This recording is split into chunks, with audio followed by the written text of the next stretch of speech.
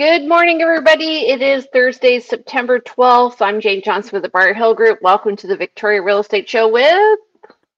Well, hello everyone. Andrew Plank here with the Vibe Real Estate Group. Good to be here. How's it going? Good. Yeah. Jen, how's it going? Good. Oh, sorry. Jen Lowe here from DLC Modern Mortgage Group. Excellent. Okay. So, actually... Jane, your hair looks fabulous. I'm getting it cut today, but I wanted it to look nice for the show.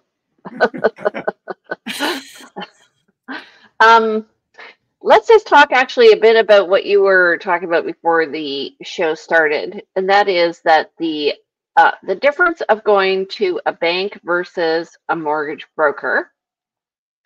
I just wanted to just address the fact they are different. So when you're going to a bank, often people want to go to a bank because they feel that the bank is going to provide them with a history and they have all their data, which is not necessarily true. They're also usually only selling their own product.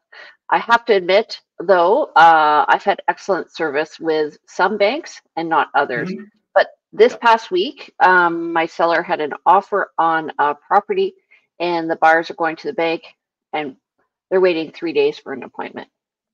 Jen, do you want to address that? I'd love to. Big difference is mortgage brokers like myself, we are licensed. We are required to do educational requirements each year. All I do is mortgages, and I've been doing this for over 12 years. And it always comes down to the numbers, and most transactions these days are not just a straight, easy transaction. So if someone's looking to port their existing mortgage, you want the numbers on what the blended rate's going to be. It can get complicated. So having the access and knowing, having someone experienced that knows what they're doing and will be able to provide you those numbers to make an informed decision. Right. Quickly. I think further to Jane's point, a lot of people think that the bank they have a relationship with their bank, so the bank will treat them better. But the bank really these days does not hold any value in that relationship. They may try to keep your business, but it's really about them meeting their KPIs or whatever, their numbers. Someone like Jen is a commission-based salesperson as well. And she's not just working banker's hours. There is a reason they call it banker's hours. And when real estate doesn't operate on banker's hours. So Jen gets things done. What the conversation beforehand was just that I had clients that had been working with a particular bank who wanted to keep their mortgage at a low rate. And Jen was able to do that for them. They thought they had to stick with their bank to get that service. But Jen was able to actually work with them and take it out of the hands of the person that had been not making things happen. And she made things happen. She took, from the jaws of defeat, she brought victory. My clients didn't think they were going to be able to do what they thought. So right, exactly. It makes a huge difference. Yeah. More options, no bias, and no cost. And yeah. So, we are already way off. Thank you, everybody. Off topic. Exactly. We're already way off topic from our topic today. Let's get started. I'm glad it wasn't me that took us offline. Let's go. Yeah. All right. So just so you know, there's like so many different show layout here. What is trial show? Okay. Okay. Okay. Let me just figure this out. The show. There we go. Okay. It's one of those days. Okay. Today we're just going to be doing a market update. Then we're going to just talk about insurance. This topic came about because for me specifically this past week, I had a house that needed all these things doing. So let's just go through, first of all, the show. If you do like it, please, of course, give us a little heart. We love that. Don't forget to subscribe to us on YouTube. Andrew and I each have our own channel. Comment if you have any questions. We'd love to hear from you. Don't forget to share to your friends that may be thinking of buying or selling. All right. So the last 7 days, Andrew, go ahead. in the last 7 days, we had 444 new listings come onto the market, where compared to 244 properties went pending out of the pool of available properties. Talk about alliteration. There were 138 price decreases, 1 price increase for properties on the market, 127 transacted at lawyers' offices and notaries' offices, land title office more specifically, and 55 expired, 7 withdrawn. So pretty definitely that ratio is getting smaller. Jane, you want to talk about the week before? Sure. So list to sale ratio the past week was 32%. The week before it was 34%. But the reason why we're seeing a difference in activity is because we are coming out of a long weekend. So price decreases, we're at 98. And that's just people getting ready to get on the market and maybe amend their price because they haven't had activity. And then, of course, we saw a lot of solds because we were at the end of the month and people are moving in. So trying to get in before the new year. Before the new school year. All right, for the past week, we had 493 net unconditional sales in September of 2023. We only had 111 to date so far for September 2024. Where are we at? September 12th. So, yeah. So, I mean, round up halfway through the month and nowhere near the numbers so far that we would have seen, that we saw last year. Yeah. Go ahead, Jen. Are you seeing lots of subject to sale offers? Yeah. So what she's mentioning is when somebody is thinking of selling and they want to find a place before they sell their own place, they do a subject to sale. We can do this in a slower market. Yeah, a lot of conversations with people about that lately. So here's the thing is you can protect your buyer with specific clauses that aren't in the standard forms. And I highly recommend that you do that because you can be caught out, which is what's happening to one of my clients today. So you really want to make sure that you're protecting your client so that if an offer comes in on your own property, if you've written the subject to sale, that you can complete. All right. Give an example of that, Jane. I just want to make sure we're clear on what you're talking about there. It's where when if you get an offer on your place, you could write a clause in that the offer has a term in it that if an offer comes in on my property, yeah, that you give my client 7 days and you won't call the time clause. Right. I see. Okay. So what you're doing is just adding some extra ornamentation to the subject to sale offer. And that's in support of the offer that was made on a property when you still need to sell yours.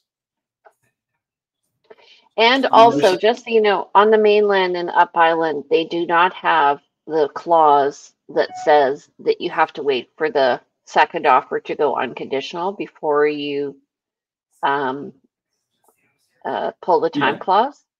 No, so yeah, we're getting into some definitely some weeds there, but you're right, and that's a common one here. But people still write those clauses independently, even though we have that clause that most is used. I'm still seeing our agents in our area using clauses that don't include that. Yeah, you know why? Because they're not reading the form. Yeah, yeah. Okay. Anyway, that's okay. Yeah. I'm in my head today. Jen, so last week we kind of got cut off. We've gone down how many basis points this year? 0.75. Yeah. Okay, so what's the week later? What's the feedback on this? Happening? So we're seeing with the reports that have come out of Canada and the US, we're seeing the bond yields, an effect on the bond yields, and fixed rates are down to as low as 4.39% for a 5-year fixed. A variable is down to prime minus 1.01, which is currently 5.44%. And the Canadian dollar as of this morning is up to 74 cents. So that's Yay. wonderful. Yeah, so the US inflation numbers were released yesterday. It was down to 2.5%. Their core inflation, unfortunately, was slightly higher, up to 0.3%. The difference, just so people are understanding the difference from inflation to core inflation, the core inflation piece does not include the energy and the food sectors. So, so given these numbers, I mean, the bond yields could continue to trend downwards, which means fixed rates could continue to drop. We'll see. Okay. Hopefully they continue to drop. Mm-hmm. Yeah. Okay. All right. So this is a really good topic today. Right. So essentially, Jen, have you ever had anybody try to complete without insurance? I've had the few, or like one or two over many years of like, well, I needed to get insurance. And I was just like, oh my God. So it's a mad panic right before closing, but I've never had someone not be able to get insurance. Okay. More and more now, I'm making sure, as insurance has really tightened up as well, that before their subjects are removed, that they have confirmation that they can get insurance on the property. Yeah, this is a really common example of, you don't know what you don't know, and why people sometimes get sort of surprised at the end of the day. And the reason why in our standard clauses for conditions, we include an insurance clause, which, I mean, you could argue you don't need it because you're not going to get financing without insurance, but it's there. So we realtors and our clients explicitly know that they're going to make sure that's taken care of. And it's in a lot of my communications to clients. I hammer them with that one because you can never get on that one too early. So last week, my clients purchased a house, or a couple weeks ago, and it became apparent there was no heat. Mm-hmm. and they were moving from California, and they're moving in November. And I said, I think you need heat. So we had to do an amendment. I mean, okay, to be truthful, there was heat on the lower level, but there was no heat on the upper level. And the heat was from a fireplace that wasn't wet certified. They thought they had it wet certified. And anyway, so we had to get an inspector in there. We had to get somebody to look at the hot water tank because it had also expired. And so the issue with the hot water tank is if it expires and then you have a problem because it's expired, it's not covered by insurance in some cases. Yeah. There's a lot of times where you actually have insurance for some things, but they exclude something else. But the main key takeaway here, the overarching reason for this, folks, is nobody wants to lend you money on something that's worth, $1 million plus or minus, whatever it's worth, only to have a fire destroy it the next day. And now they're never getting their investment back, their loan. So it's really important to have insurance, full spectrum insurance coverage, so that the lender is satisfied. And you've got to keep it on there. If a lender found out that you were sitting there not paying your insurance, actually, that's a question for Jen, and I don't know if you know this, but what happens if someone says, yeah, I've got insurance, they get their loan from the bank, from their lender, complete on the property, and then they cancel the insurance the next month? Who knows, and how do they know? Most lenders require confirmation of insurance at renewal. Right. So potentially they could, if they canceled it the day after they got the mortgage, and they took a 5-year term, the lender wouldn't know until the end of that 5-year term. But quite often there is a requirement to provide updated insurance information. It just occurred to me too. I think with our insurance now, we're a Stratus duplex, so it may be a little different. But our lender is required to be a payable, like a payee on, like an insured party on our insurance policy. Yes. And that may be a way for them to track that as well. The other thing is, when you have insurance in a place like yours, Andrew, is one strategy is to have the same insurer for both the building and the contents, so that if there's a claim because you're going to have insurance on the outside to halfway through the wall, and insurance on the inside to the contents. So you want to make sure that you have coverage going over. Yeah, it sometimes it's hard because some of those are commercial policies, and it can be hard to find a policy for that. But that's another piece that Jane and I both recommend to our clients. You know, if you can, line those things up so you don't have two insurance companies fighting over that. The other one that I also suggest people do is, if you're buying off a single family home, find out who the insurer is with the sellers, because say a fire starts at 11 p.m. on the day before closing and starts to do damage over a time period where it straddles the ownership of the property and the responsibility of insurance. You don't have two insurance companies fighting over who's responsible to do the repair if you choose the same insurance company. Right, exactly. And the other thing I noticed, that all those terms that I was referring to here, they're all to do with fire and water.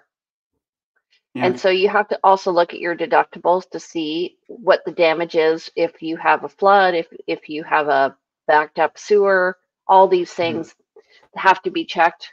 One of my clients actually required, during her inspection, she wanted the outflow inspected. And I'm like, it's only a 10-year home. It's not going to be a big deal. But sure enough, there were roots growing, and it was kind of scary. Yeah. Yeah. We've had to root our outflow over and over again since we bought 4 years ago.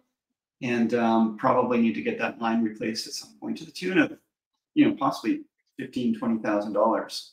It's not a small amount of money. I've also had people buy homes where their inlet, the water coming in is not enough.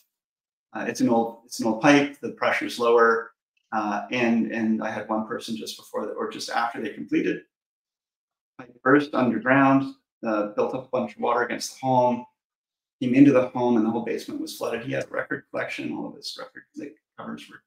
It was a lot of damage, and it's too bad. But it's one of those things that's a hard thing to check for. But it's really important that you do that insurance covers these things. Yeah. So when we are going through property, we're looking at the age of the house, and the age of the house will tell us what the common issues are, and we just know that from experience and a bit of wisdom. Yeah. So like for poly B, or old wiring, small breaker panel. If it's under 100 amps, that's often a problem. Oil tanks inside the house. Oil tanks inside the ground, vermiculite in the attic. Yeah. Knob and tube. Yeah. So many things. I'm going to ask a silly question, because I know it's always important to ensure that the fireplace is wet certified. But what does it mean, being wet certified? It's a really funny word, isn't it? When you talk about it's kind of an oxymoron, isn't it? It's wood energy technology technician, and they have it. They certify it. They look at the dimensions of the fireplace. They look to see if there's a liner going up from the fireplace to the top of the chimney, and they also look to see what the clearances are, and also in front it has to be 18 inches, so that if you have a spark, it won't cause a fire. And actually, we did have our place wet certified, but we had a log roll out onto our carpet, and I remember sitting in the living room thinking, something smells funny. Oh, Burning carpet. Ew. Yeah. No, I mean, just because something's certified as safe doesn't count for all possible situations. But you know, a wet certified technician is a chimney sweep with a lot of with modern training and understanding of what's required. It's not just about, and you have to have the right fireplace. You can't. There's certain fireplaces that just are not certifiable. Right. And so an original fireplace, like the one I have right here, which is a heatilator, they call it. So it has a fan, the air comes in here and it goes out on the top up there. That's not wet certified because it's it won't even get hot enough, actually. Right. So yeah, it's usually wood stoves that they're more concerned about. But anyway, the whole point is that again, going back to this, you're not going to get your money at completion unless you have proof of insurance, and you're not going to get insurance unless you have all. And insurance companies today are asking so many detailed questions, so it's really important to get those questions answered as soon as possible. And if you can't satisfactorily answer those questions, you may get they might still provide you insurance, but it might be a higher fee, higher deductibles for certain things or certain exclusions. So you really want to get on that early. I'm a big fan now of asking, even just after an offer is accepted, some of the questions that are often asked. So of the other agent, if I'm a buyer's representative, hey, what can you tell us about these different things that we know the insurance company is going to be asking, so we can get that right away to our buyer clients. the other thing is what was I going to say? Recently, one of the big issues has been the fires in East Souk and Souk, and so they have. If you're within, I think 25 kilometers or something like that, there is a distance. They won't insure because you're so close to the proximity of the fire. So the settle, yeah, Jen. Just to add to that, yeah, I did. I actually had a client that was within 10 kilometers, and I'm very thankful. Actually, I work in a through DLC Modern Mortgage Group, so there's a number of us mortgage brokers, and there was another broker in my office that had a client actually in Oak Bay that also was unable to get insurance. And in chatting, we discovered that BCAA was able and willing to insure properties with the fire current status at the time as out of control. Yeah. Oak Bay might have been far enough away. And I mean, it's one of those things that you shake your head going like, a wildfire in Souk is not going to be getting to Oak Bay. But, but policies and systems, whatever it is, it's going to be black and white quite often for those insurance companies. Yeah. So that's one of the key points with insurance, guys, is you can go and get a quote, and that's not proof of insurance. But once an insurance company is bound to you and they have said, yes, we will provide and are providing you insurance, they have the obligation still to cover, even if a wildfire suddenly sort of sweeps through the area. So it's the key point is that getting quotes and ensuring you can get insurance is one thing. Actually getting bound for insurance and having that insurance lined up and the insurance company saying, yes, we will provide. Once they've done that, they are bound to provide that insurance. They can't jump out of it just because suddenly there's a risk they hadn't anticipated. That's the whole point of insurance, right? Yeah. And you have to let them know who your lawyer is so they can send the lawyer the information for completion. So. Right. All right, you guys. I have to get on with my day. I love these shows when they're like very efficient. That was a good one today. Yeah. It was a good one today. All right, so let's tell everybody. Pat everybody's backs here. Pat your back. Pat your back. Good job. Good show, guys. Let's tell everybody who you are and what you do. Andrew, you go ahead. Yeah, I'm Andrew Plank, and I do all kinds of things, but most of the time I'm running around in my car showing properties, helping people to market their homes. I am the realtor. And you can reach me at 250-360-6106. And my email is info@andrewplank.com. And you can book an appointment with me at andrewplank.com. Awesome. Jen. I am Jen Lowe, a mortgage broker with DLC Modern Mortgage Group. DLC stands for Dominion Lending. My phone number, 250-217-4925, and email is jen@jenlowe.ca. Awesome. And my name is Jane Johnston. I'm with the Briar Hill Group at Remax Camosun. My number is 250-744-0775. My email is briarhillgroup@gmail.com. This is me playing with all the graphics and behind the scene. You can visit me on my website, briarhillgroup.com. And if you want, we are revamping our website to victoriarealestateshow.com. And that's in process. In the meantime, follow me on Instagram at realtyteacher_remax_Victoria or at Briar Hill Group. All right, you guys, have a great week. We'll see you next Thursday. I'm going to actually be away in Toronto, so I don't know if I'm going to be participating, but I'll help you set it up. All righty? Okay. All righty. Good.